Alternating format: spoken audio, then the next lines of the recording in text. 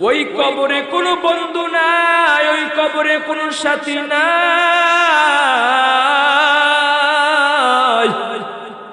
ওই কবরে আপনার আমার কোনো বন্ধু থাকবে না।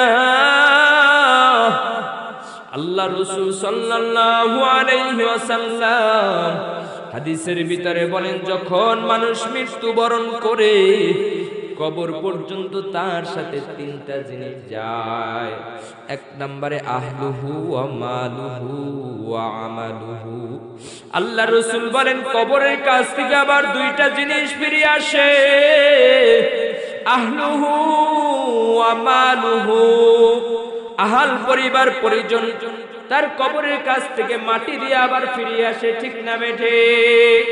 ওয়া মালুহু, মাল সামানা, খুন্তা, কোদাল, ওই যে মসজিদের খাটিয়া যেইগুলো